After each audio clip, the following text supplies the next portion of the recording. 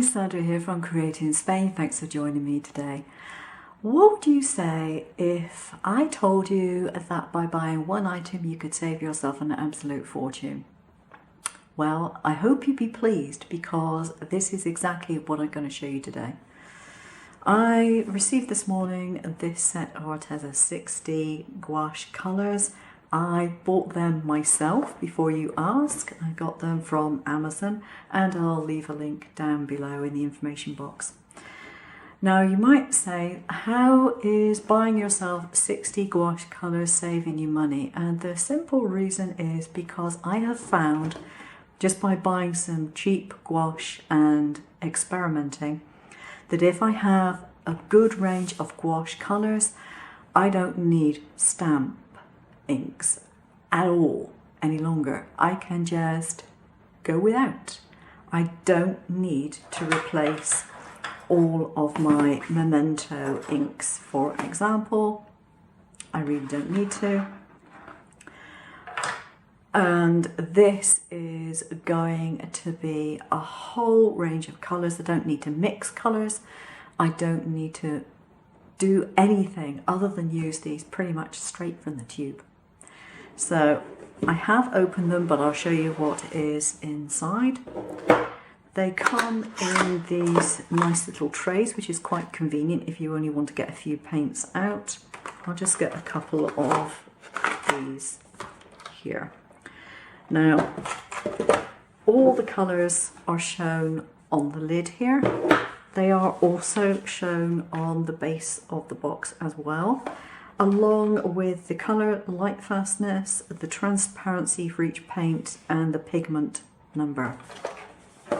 At the moment these are available in a set of 60, a set of 24, I think they might do a set of 12 as well, I'm not sure, and they do a set of metallics or pearl colours.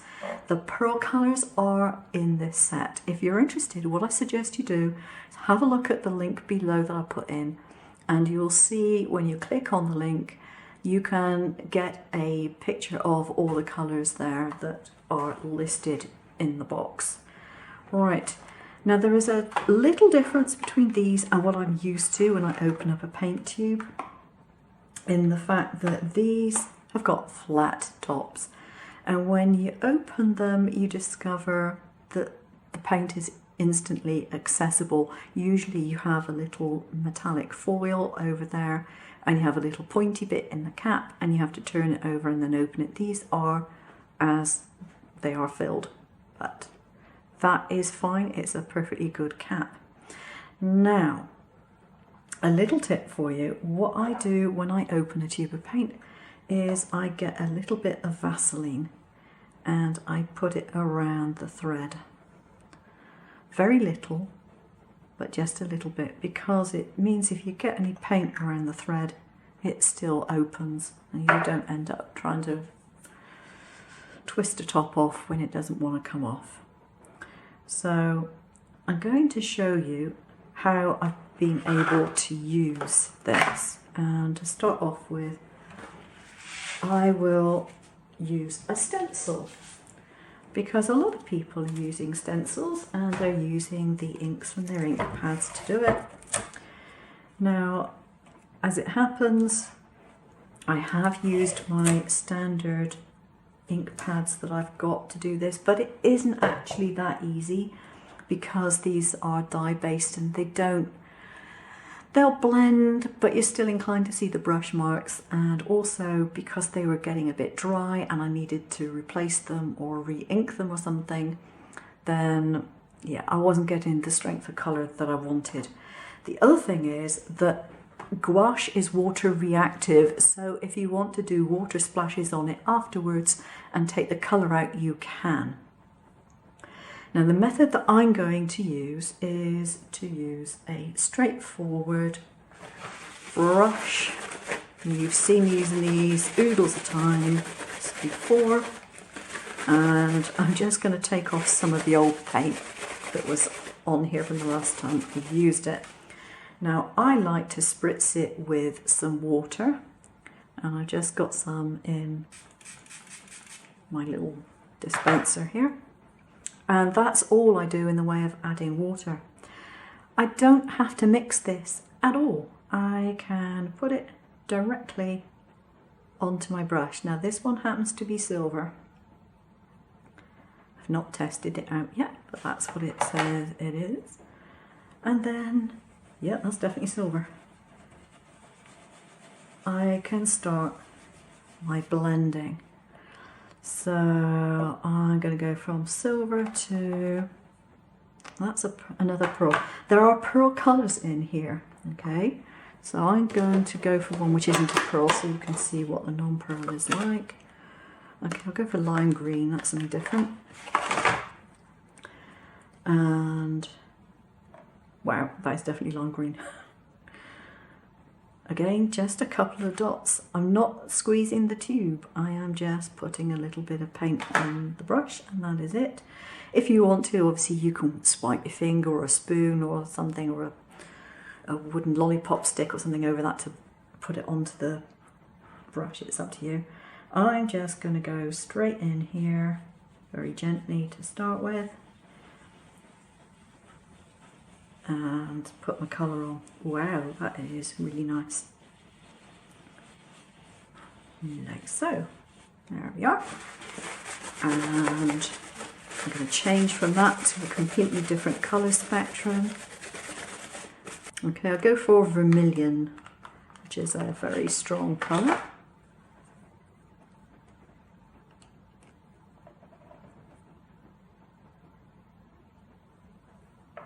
See, these are going to last a very, very long time because I'm using virtually nothing in my, oh wow.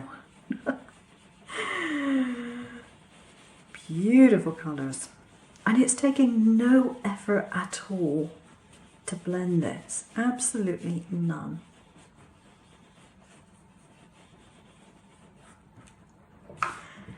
As I mentioned, these are water reactive, so to clean off your stencils, you just put them in water. The same goes with your brush, just spritz it with some water, rub it on some kitchen towel, and you're done. I'm just going to put that to one side. So I've now got 60 colours effectively to use for any background that I want. So you're going to say, well, what about if I want to stamp? All you need to stamp is to get your colour, and I'll use the same one, I might as well, and put your paint on one of these, something flat. You could use a piece of sponge or you can use these Tim Holtz things. Since I use my brush now for my blending, I'm quite happy to use these for anything else. Now if you want to, or if you've got lumps of paint or a bit too much of a raised paint finish on there if you like, then you can just flatten it with a lollipop stick or something. Okay, put this over my stamp.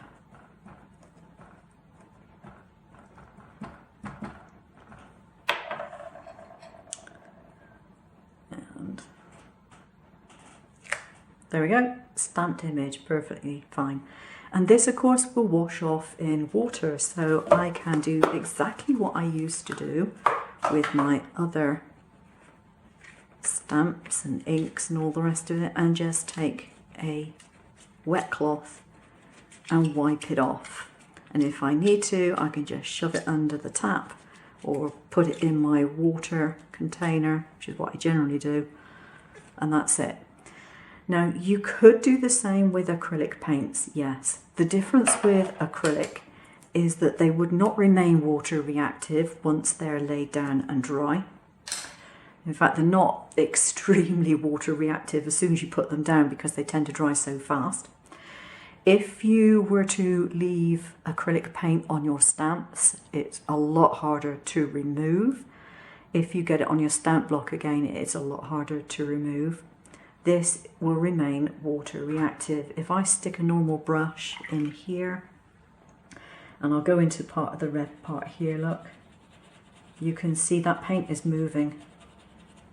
It's exactly like a watercolour would be.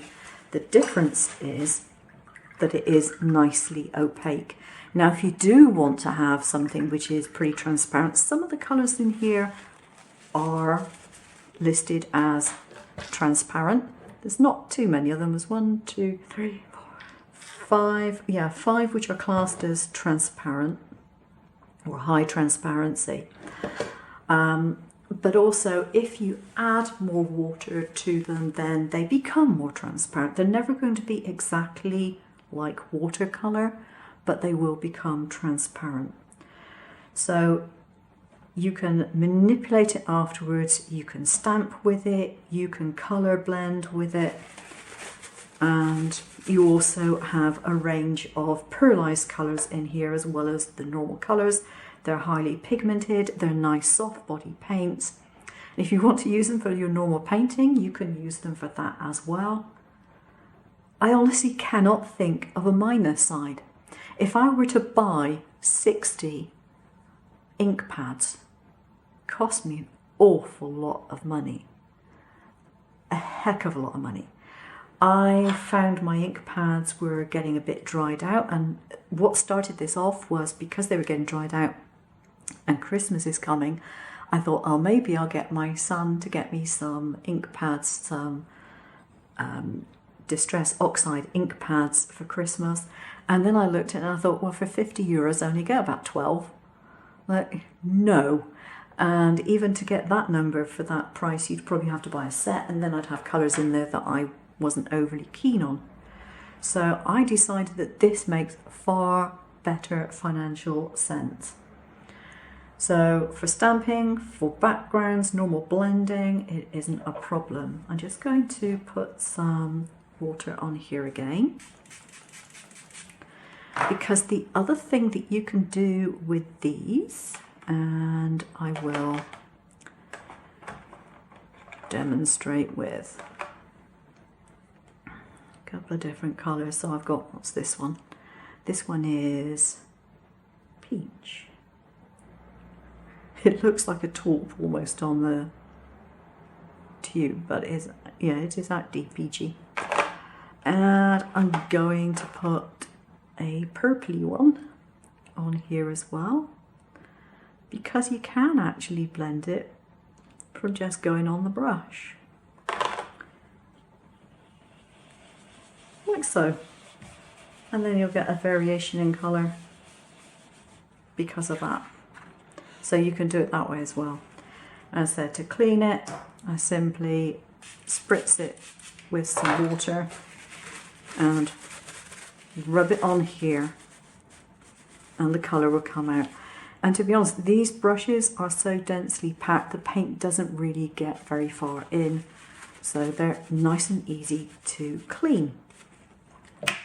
So that's it. That is how to save yourself an absolute fortune by not buying ink pads, but just to do it this way. Now I'm just going to splash some water on here, get myself a tissue, and demonstrate the fact that it is